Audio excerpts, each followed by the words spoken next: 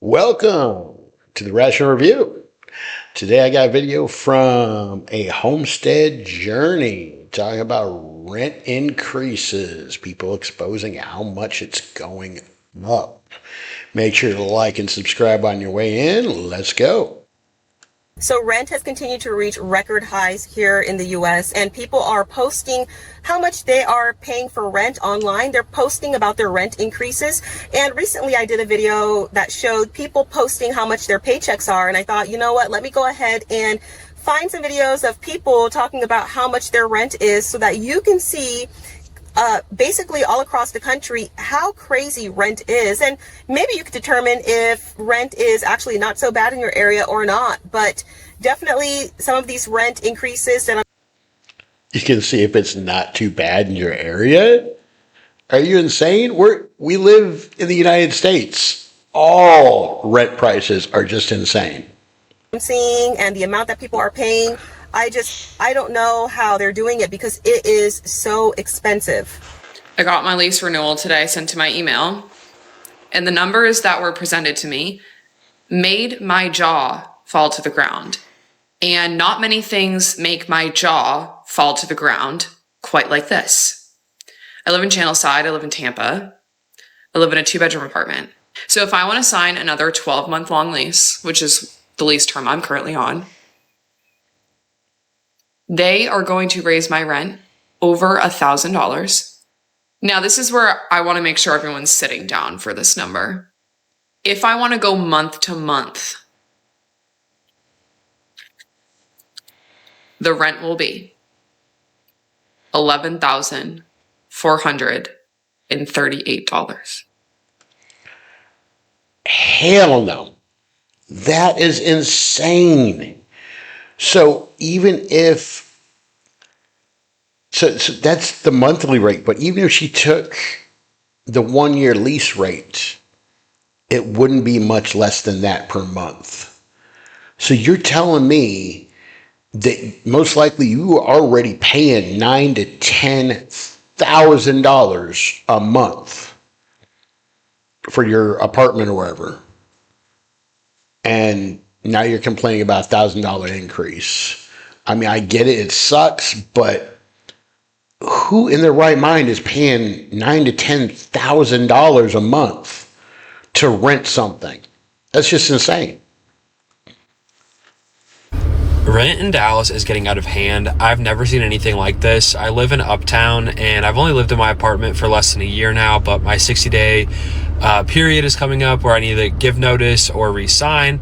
So they sent me the renewal letter, and they want to raise my rent from $1,800 a month to $2,200 a month, which is over 20% of an increase, and I feel like that's insane.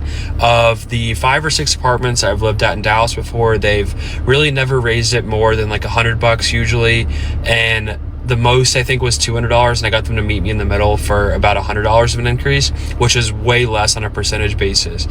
And this time they want 20% more, really more than 20%. So I emailed them and I was like, hey, this is out of control. Like, is there anything you can do to work with me? I offered like a more reasonable 5% increase, which is normal, like inflation. And they were like, no, sorry, we're not willing to budge. You can try to email us again right before the 60 days, which is next week, and we'll see if market rates have come down. But if not, that's the renewal price. And I'm like, number one, I've always been able to negotiate, and number two, it's just an astronomical increase. This is how much I pay in rent for a 2-bedroom, 2-bath apartment in Southern California. We just moved to this place. It's pretty nice. It's like 1,150 square feet. It's pretty big. I'm like an hour outside of LA. So we were living in Chino Hills before. We moved out of there, upgraded to the 2-bedroom because we have a baby. So for this place, I'm paying $29.30 a month. I've got utilities. I've got like internet fees and stuff. So all in all, basically $2,900 just rent. Everything together, I'm probably at like $3,400 after like electricity, trash, water, sewer, all of it. But it is not cheap to live here in Southern California. Yeah, definitely not cheap to live in California at all, anywhere. And yeah, it makes me want to say, it's like, oh, find somewhere cheaper. But yeah, the only place you're going to find somewhere cheaper is the slums, and then good luck having your heater work with your newborn baby. Where I live, the average rent for a one-bedroom apartment is about $1,700. If you were to make enough money to where that $1,700 apartment was 25% of your pay, so that you were not house poor, I think the math came out to be that you needed to make like $6,800 a month. And if you follow Dave Ramsey, he says 25% of your take-home pay. So we're not even getting that.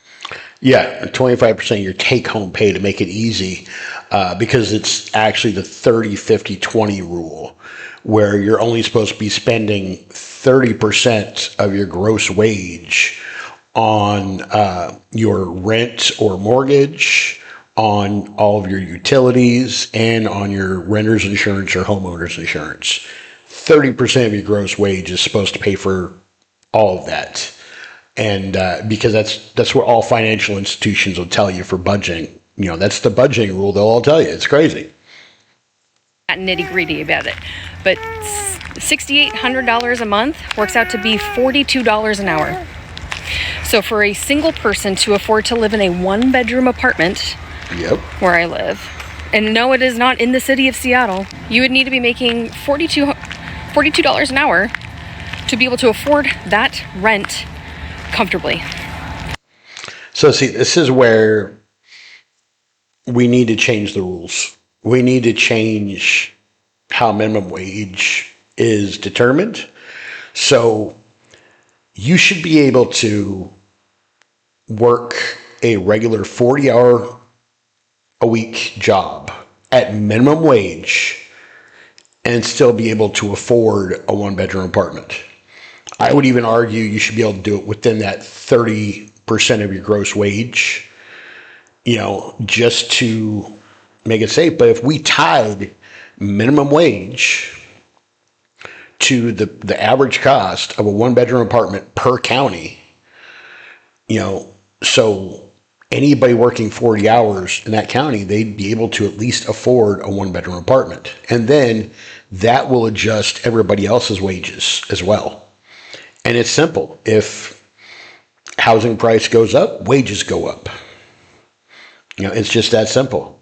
Where you're not controlling the rent, you're controlling minimum wage. And then you'll have the corporations arguing with each other, and the corporations fighting against the homeowners or the landlords and stuff like that. You'll have them fighting each other. You'll have big corporations trying their best to get more low-income housing in their counties that they have their business, because they'll want to be able to pay less for minimum wage. It's one of the only solutions I can see. I don't understand why this is such a hard concept for people to understand, that wages are not livable. Because Nope. I'm thinking about how Not at my all. kids are going to be able to move out in 20 years. How are they going to be able to afford an apartment? If as of right now, a single person would need to make $42 an hour to afford to live solo, minimum wage is $17 an hour. Like, this just isn't working. Maybe it's just Washington, but there isn't anything about our lifestyle that we can cut out to make this any cheaper. I can't move further to the country because they're just as expensive. Yeah, you shouldn't have to spend 70, 80, 90% of your total wages or your total take home or even your gross on just rent. It's insane. I'm driving a 16-year-old car. Our mortgage has a 2.9 interest rate from 2021. We don't have PMI. It's a fixer-upper. This lifestyle should not be hard to afford, and I know I'm not the only one. So if you made it this far, I would love to hear what your ideas are and suggestions for us to fix this. Why You heard are my idea. apartments $1,800 a month? A one-bedroom apartment is almost $2,000 a month. My mom owned a condo for years. I remember growing up, she used to rent out her condo. It was a 2-bedroom, 2-bathroom on a lake. Boat access for $1,100 a month. $1,100 a month. That's dirt. That's pocket change in this economy. But also look at the vehicle she's driving. newer vehicle, you know what car payments and stuff are nowadays. She's probably paying $1,000, maybe $1,200 a month for her car payment and for rent. I mean, for insurance. But yet she's complaining that housing is only a little bit more. Yeah, that's part of the problem. We can't be buying these extreme fancy things because it drives the cost of everything up. If cars were not, $50,000 on average for a bare minimum vehicle, rents would not be so high. Like, I can't, no wonder. People aren't having kids. Like, people aren't getting married. It's like the most single generation ever because we can't afford anything. We can't afford to even, like, be in a relationship because we're still living at home with our parents because we can't afford to live on our own. And if we do, we're not saving, we're going in debt, we don't have any extra money for anything. It's like you spend all your money towards your living expenses and then you don't have any money to do anything. Like, what is happening? Can someone explain to me why renting is so hard in Orange County? I have 4 adults, my brother, his fiance, and me and my fiance. And we're all just trying to look at a house to rent together. We're looking at $5,000 a month. Our credit score is amazing. Mine is 780. My brother's is 820. Like, that's phenomenal. And we're getting denied at every place that we apply because they're saying that there's just stronger applications. I don't know what to do. I don't know why it's so hard. Don't want to live in like the Irvine company because we want like a garage and we want a backyard. And we've been applying for 2 months. Like, it's not like we're dragging our feet. We all work corporate jobs. Like, I'm trying to point out like any kind of yellow flag that I see. I have a dog. But that shouldn't stop me from like finding a place to live. I feel the crash out. Like, I'm going to crash out. Now, what I'm about to say may piss a lot of landlords off, but I don't really care at all. But I'm gonna read to y'all the qualifications that this person wants for this house. And it ain't an amazing ass house. We're not talking about anything super expensive. The rent, like I said, is $16.95, $40 application fee per adult. They want you to make 3.5 times the rent. Standard for whatever reason is 3 times the rent. When majority of Americans don't even make 3 times a $1,600 a month rent. I don't know where. Now, see, that actually makes sense because you should be making 3 times the rent because that fits kind of into the 30-50-20 rule. 30%, it's about a third, of your income. So that makes sense. But, like she says, who's making, $6,000 a month, right? People just get up and be like, oh yeah, we're just gonna make this a national standard that people have to make 3 times the rent amount. Majority of people can afford 2 times the rent on a specific basic home like this, but this person is going even further. They don't want you to have 3 times the rent. They want you to have 3.5 times the rent. They want the last 2 years of your W-2s, the last 3 months of your check stub, driver's license or ID, social security card. They want you to make 2 months worth of rent as your security deposit before you even move in, and you have to have a credit score of at least a 670. I'm trying to tell you off the bat that disqualifies so many people from being able to be in a home that is decent. Let's add that up, why don't we? Off the rip, you have to pay first month's rent, $16.95. You have to pay $40 application fee per adult, and let's just say the standard adult is 2 adults, right? You have to pay, if you have a pet, which majority of people in Houston do have pets, dogs, it's a $250 non-refundable fee per pet. So let's just say you have a pet. We're going to add that up. And then you have to make 2 months of the rent to equal the amount of the security deposit. So that's $16.95 times 2. All right. And on top of that, we're not even talking about your utilities and all the things that you have set up. They want you to have rental insurance before you move in. Standard rental insurance is probably about $25 a month. Let's just say that. Before you can even move into this house, sitting in a savings account somewhere or just idle money you already got to come off of this amount of money. So let me get this straight. Wow. We can't afford rent because rent prices are increasing so much to push us out to buy homes. But the interest rate is so high, you can't buy a home. And also, you're not going to get funded for a home because of your debt to income ratio. So then what? And then homelessness or houselessness is becoming criminalized. So then what? I don't understand. To be honest, I really like the idea of building a commune, aside from like the culty aspect of it, but essentially buying land, driving vans, building a tiny houses on it, and everyone shares. Yeah, that sounds nice, but it's never going to work because you're going to have one or two people that mess it up for everybody. They're going to have big fires that burn everything down. They're going to have criminal activities. You're going to have criminals in there stealing from everybody. You're going to have, but at the same time, I mean, what's the other option? The only other option is, we got to change the system. You got to tie minimum wage to rent. You got to do it per county. Everything out from the apartment. I can't believe I'm actually moving back with my parents at the age of 34. Sometimes you have to take a step backwards just to move forward, so that's what I'm doing. There's nothing wrong with that, man. For eons, I swear, people have lived with their family.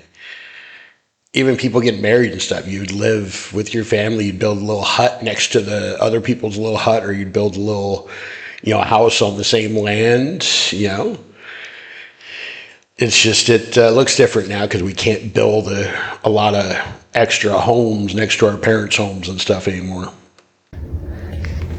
And I'm definitely going to miss having my own space for sure. Nothing beats, that's the best feeling in the world, just having your own space. But only thing I can do from here is just move forward and just try to improve and better myself. I am very grateful to have my family to fall back on during times like these. So I'm very grateful for that. And we'll see where the next journey takes us. Whenever I post that I live with my mom, I always get hate comments from people being like, "You're 32 and you live with your mom?" Yeah. And it's the best decision I've ever made. Like, what, you want me to spend $3,000 to go live with a random roommate that I'm worried is going to eat my groceries and not wash their dishes? A lot of times your parents or other family members will be the best roommates you've ever had. And you get the bonus being around your family and spending more time with them. I think I've cracked the code. Living with your mom's the best. I moved back in with my parents at the age of 32, and I've been here for the last 2 years. And I just want to be real about what that felt like, because it's not easy. I'd been a business owner, I had employees, I had a whole identity built around being the woman who was building something. And then one day, I'm back in my parents' house trying to figure out how to rebuild my life without losing my mind in the process. And the ego hit from that was very real. But here's what I decided. I could do one of two things, and I could scramble to keep up appearances, go get an apartment, act like everything was fine. I could keep spending money that I didn't have just to feel like I was still that girl, or I could be real with myself and make the smart move, even if it was the humble one. And I chose real. Homeless, that is on the topic for two. That is on the topic. Young adults, that is on the topic. We are almost there. We have a week to make $600. Hi, my name is Scott Rogers. I recently got evicted from the place I'd been living for over a decade. I'm working a job that's roughly minimum wage for about 40 hours a week. For the duration I've been staying in an extended stay hotel, I don't know how much longer, but... Now see this is really sad. And this is a lot of people in the world, in America especially, that you can't really do much better than a minimum wage job or somewhere around there. So what's the answer? We have to make it affordable for people in minimum wage jobs to afford a 1-bedroom apartment. It's just that simple. That'll be possible. Car is having a lot of transmission issues, a lot of internal issues. I'm not even sure I can't afford to take it to a mechanic. It's broke down a couple of times over the last week. Thank God it restarted. I'm making decisions between buying food and finding alternative, when the car breaks down, finding alternative ways to work.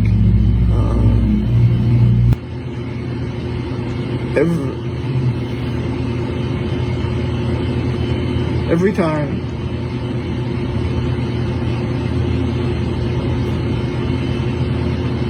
I don't know how long I'll be able to keep this up. I need to have a vent session for a second. If it wasn't for family, yeah, I would have been homeless. I would have been homeless for a while. I would have, technically I'd still be homeless because I would have been homeless, worked a regular job, and I would have saved up enough money to buy a van, either a minivan or like a cargo van. And I would have slowly retrofitted it to be like a little apartment on wheels. And I would just be living in my vehicle for pretty much the rest of my life. And that is just scary. About the state of affairs in this country. So I have 2 adult children. One is 18 going on 19 and the other one is 21. My 18-year-old is working currently as an HVAC apprentice and working on getting certified, but he's making $16 an hour, which I live in a small to mid-sized Missouri town, so that's pretty typical around here. Wages are, low compared to a lot of places, but so is the cost of living. So that one son, he'll be okay in a couple of years. Give him 4 or 5 years, get certified and has experience in business, stuff like that. He might make enough to be able to live on his own and stuff like that. But even doing HVAC, which is a super lucrative career, especially at the moment, it's just thinking that he still will probably only barely be able to afford rent somewhere is just sad. But he would also not like to be living at home with mom forever. He's more of like an independent, autonomous person. So apartment living is not for him at all. He wants a place where he can have his truck and his dirt bikes and be able to work on motors and have the freedom to do what he wants with the place and also be able to have all of his stuff. And at this point, honestly, renting a house would cost more than a mortgage payment anyway. So he wants to buy a home, but he's not going to be able to afford a home for like another 5 years, maybe 10, if ever. He's been looking for houses and just trying to figure out what he can afford and what he can do. And he found this place that was only $125,000, which is dirt cheap around here. That just doesn't exist anymore. But it had no basement. It was on a slab foundation, I think, and probably needed some work, which he is naturally talented at that stuff. He works in HVAC. He's very mechanically inclined. He can do this stuff. So he's not afraid of a fixer-upper. Found out that the main reason it was priced so cheap is because it was in a flood zone. So it was a no anyway. But keep in mind, $125,000 house in this economy. And when we looked up to see if he did a 5% down payment on this thing with, your insurance and PMI and taxes and everything, his payment would still be $1,100 a month for a cheap piece of crap house. Yeah, and he wouldn't get a loan for it. And the bank, even if he made 2, 3, 4 times as much as he's making now, the bank still might not want to give him a loan for it because it's in a flood zone in an area of the world that every couple years it floods. So that means that house is getting messed up every 5-10 years. Every 5-10 years, that house and its value is cut in half and you're going to have to redo everything. And just the look of absolute dread on his face when he realized how completely unaffordable and unattainable it is for him to be able to buy a house and live on his own. Life Now, my sucks. Get a oldest son helmet. just turned 21. He's been waiting to turn 21 because he wants to get into the cannabis industry. And it's just like the alcohol industry, where if you want to be like a brewer or a bartender, you have to be 21 in order to do it. So this past week, Thursday, he interviewed for a job with a grower. And just a couple of days ago, he was offered the position and officially accepted it. And in that time, less than a week, we decided to start a war with Iran. And so when he interviewed for the job, gas prices were around $2.50 a gallon where I'm at, and now they are already at $3 a gallon and climbing. So just in the time between when he interviewed for this job and when he accepted this job, gas prices have gone up 50 cents a gallon, and they're not done climbing yet. I don't understand why we always blame it on the war and stuff like that. I know it's partly because of the war, but it's not. It's because the oil prices are speculative. So because there's a war, rich people are like, the price is going up. We better buy. The price is going up. And they manipulate it so the prices go up so they make more money. It's insane. We don't even have to have a war for them to do that. It's just they use the war as an excuse to raise the prices, because we don't have a shortage of gas right now. All the oil going through the Strait of Hormuz and stuff is not American oil. It just makes no sense. And we've become like one of the world's number one exporters of oil since the war started.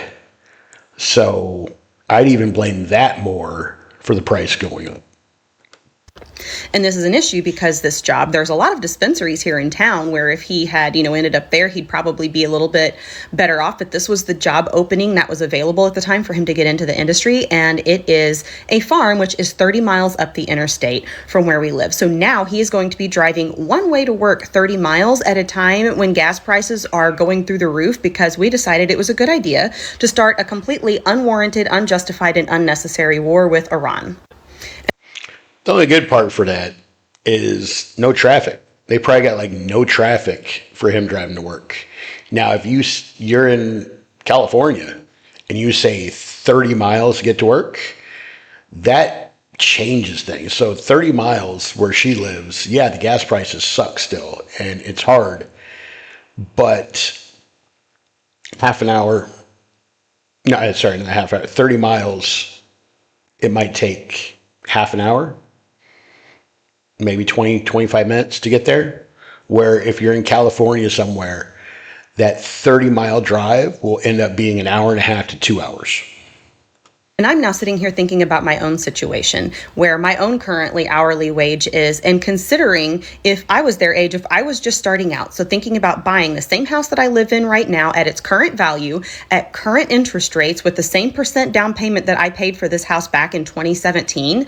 And I realized that my payment would be double what it currently is. And I, as a 40-year-old woman who has been working for 24 years of my life, could not afford this place on my own. Like at 40 years old, I would need a roommate in order to live in this very modest, like 1,300 square foot, 1968 ranch style home. Like it's not a fancy house by any stretch. It's what most people would consider to be essentially a starter home by today's standards. And I could not afford it on my own on my current wages. So my question is, how the hell are we expecting these young kids to do it?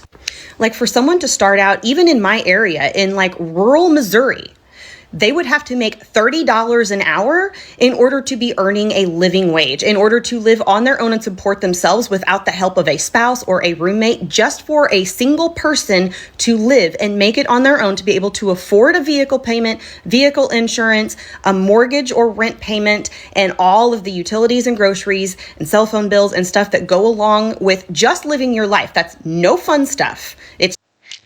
And this is essentially in the middle of nowhere. Just to live, they would need to make $30 an hour. So how do these rents stack up to what you're paying in your local area? I think all of these rents are just absolutely crazy, and I wish that it wasn't so nowadays, but here we are in 2026. Thank you for watching, and I hope to catch you in the next one. So Oh my goodness, I feel so bad for all of us, because it's just terrible. I do want to know, what do you think about tying minimum wage to the cost of a one-bedroom apartment per county? That, I mean, in my mind, that would fix a lot of the economy, because prices, if prices go up in stores, rent prices go up. Oh, rent prices go up. Guess what? Now minimum wage goes up.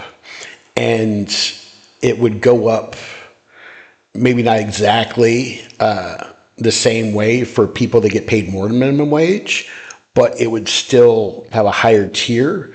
And, I agree with Democrats and liberals that say we need a strong ground floor. And in order to do that, this is something that I would suggest. Thanks for coming to Ratchet Review. If you don't think my idea would work, what are some other ideas that you might have that would help fix the economy? Let me know.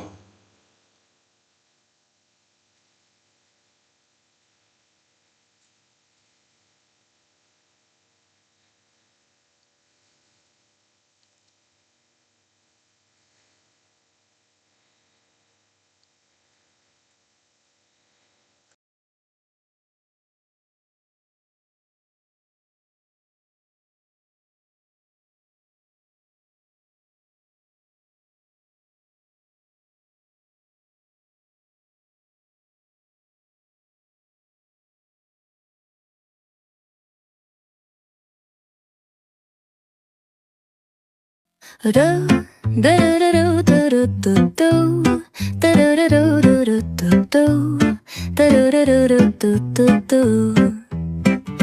sun is shining bright like a colorful aurora.